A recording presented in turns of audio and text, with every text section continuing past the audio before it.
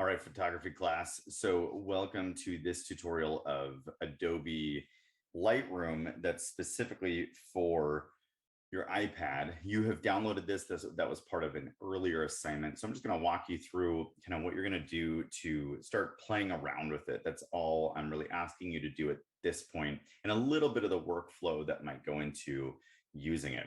So first and foremost, you need your dongle, your connector. That's going to be really important. Most of you, I think, have this. It's going to connect right into your iPad, and then your SD card. So the workflow of this, of course, is you take your pictures on your camera. I would recommend you delete as many as possible from your card while it's in the camera if they're not great pictures. And then once you feel like you've done that, you've done a nice job, you just slide the SD card into this dongle, and then you place it into your iPad, just right on the side here. And I'm actually going to switch over my view here to the iPad, just so you can kind of see what is happening in the iPad, so that you can actually load all these things into that. All right, so here's my iPad. Once I've brought it up, I'm going to go to Lightroom, and you're going to see a screen like this where it says continue with Adobe, continue with Apple, continue with Google, and continue with Facebook. Now, you're actually going to click continue with Adobe, which is strange. It might feel odd to you, but you're actually going to do that when you log in.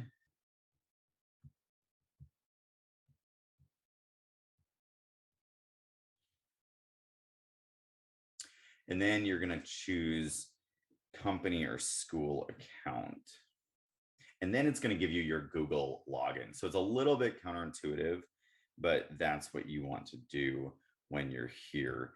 And I'll blur that out on here, hopefully, so you can't see that. But basically, it's your Jesuit Mail login.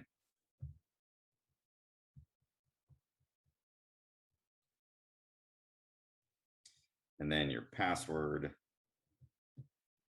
Okay, so then once you've logged in, it's going to say processing login. You say, got it. Mine's going to have all these photos. Yours isn't necessarily going to have all this stuff here. So that's just something you want to be aware of and cognizant of as you start into it. Now, for you, it's not going to say anything in all photos, and it's not going to say you have any albums or anything like that. To think about Lightroom, it is really cool because they are actually all text folders. None of these pictures are actually pictures that are on your device. They're just text files that you can quickly write over in Lightroom. And for that reason, there's a certain step you have to use to export them all at the end. They don't just become pictures. So a couple of things. Once you've plugged in your dongle with your SD card on it, you might get something that jumps up and says device connected. Press continue to import photos from the connected device. I'm going to press continue, and it's going to have a bunch of pictures, it looks like, from the lake here, and I could import those if I want. Okay, that's totally possible. I can click on one and tap import, and that will be brought in. So I can go like this, and then it'll say you can now safely disconnect the connected device. I can take that off. So that's one way to put it right into Lightroom. That's a little bit different from if you were to do it in, put it right into the camera roll on the iPad, which is fine too. Now, if you go with that option, putting it right into the camera roll, then what you do is you tap the plus down at the bottom right and say from camera roll. And then you can choose any pictures down there. Like some of these amazing pictures, you can say, okay, here we go. Here's the counseling department. Let me import that. And then it brings it in. You can actually adjust it before you even put it in, but I'm just going to say check because I can always adjust these later. So that goes into my roll. It's part of my all folders. Now, these are some images that I have used from the assembly, and you can select those or deselect those however you want. I'm not going to go too deep into the selecting of multiple pictures. I'm just going to show you what you do if you have like one picture that you want to edit. So let's say I have this picture of Dr. Exley and I want to edit this picture. I've tapped on it, so it brought it up. And now over on the right, I have all these different menus. So I have this slider menu up at the top right. That slider menu has light, it has color, it has detail, it has effects, it has optics, it has geometry. There's a lot of different elements to that. So I'm going to walk through those in later tutorials. I'm going to go through each one. But if you're quickly just wanting to edit your picture, the ones I recommend is light and then scrolling your exposure. Because if, let's say this picture, and this picture is pretty well exposed, but let's say it's underexposed, I can overexpose it a little bit. If it's overexposed, I can underexpose it, and I can adjust that appropriately. I can also add contrast, which is helpful sometimes, right? I can adjust the highlights. And I'm sure you've played with picture editing software before, but those things are pretty standard. The other one that I generally would suggest you play with is down here, called detail. And that sometimes helps with a picture that's a little bit, feels a little bit out of focus. It's not perfect. You can increase the sharpening and that'll just touch it up and make it look like a really crisp, really sharp photo. So if you're just doing basic edits and you need to kind of get these pictures onto the drive and make sure they look really good, that's a good place to start. Besides the sliders, the other ones that I'd recommend knowing right now for this quick overview is this crop one. And this is one where when we click on it, second one from the top, I can now adjust what I want to crop here and see how I want that. When I feel good, I can click done. I can also flip these, right? I'm sure we've all played with this kind of software. I can straighten it. And if you straighten it, it kind of allows you to do this at the bottom. This one's pretty straight, so I don't need to do that. I can undo at the bottom left and say done. Okay, now let's say I like this picture. Let's say it's like, okay, it's good, Mr. Faulkner. I've done some editing. I think it's pretty good.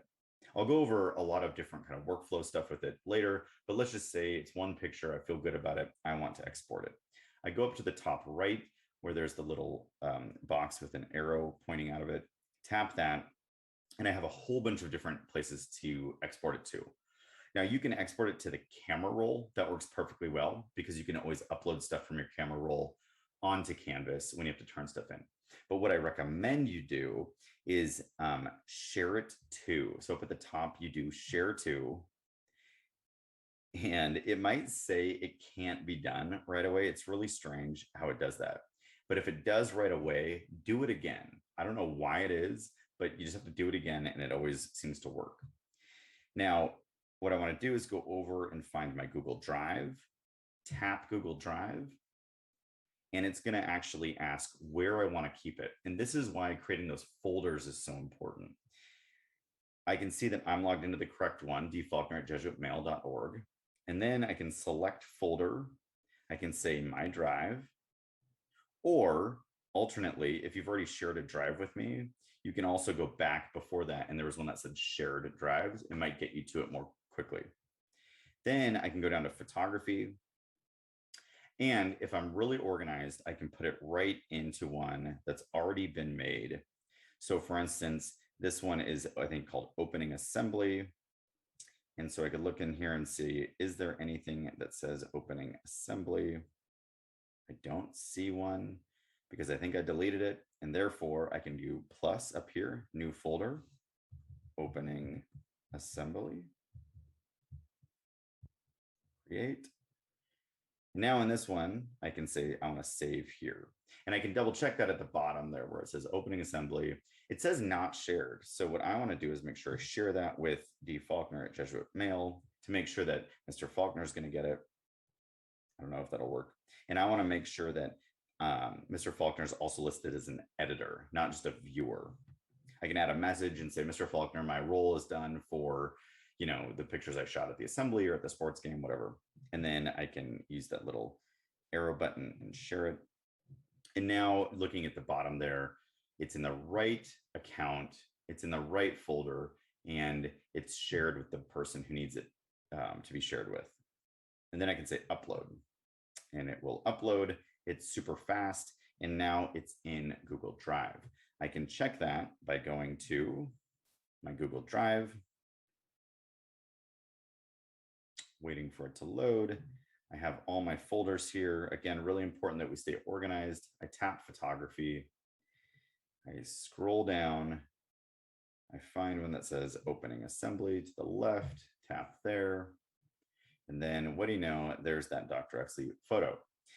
Now, what's really helpful there is, again, I've already shared that with Mr. Faulkner. I can now share this drive link to a Canvas assignment, or I can download those pictures from a normal computer. So that's just really the basics of Lightroom. What I want you to practice in class, and I'm going to stop sharing so I can talk through this. What I want you to practice in class is just doing that whole process. So take a picture on your camera, put it into the dongle, put the dongle into the iPad, log in to Lightroom, use your Jesuit mail, and remember to go through the proper steps. If you start and you go to Google, log in through Google, it won't work. It just won't work. So you have to make sure that you log in with Adobe, and then that takes you to the Google account. Do that. Practice editing a picture, just kind of play with those sliders, all that kind of stuff, and then upload it to a Google folder file. And you're going to share that with me for an assignment. So I can kind of see that you just did it, you practiced that, you edited it in Lightroom.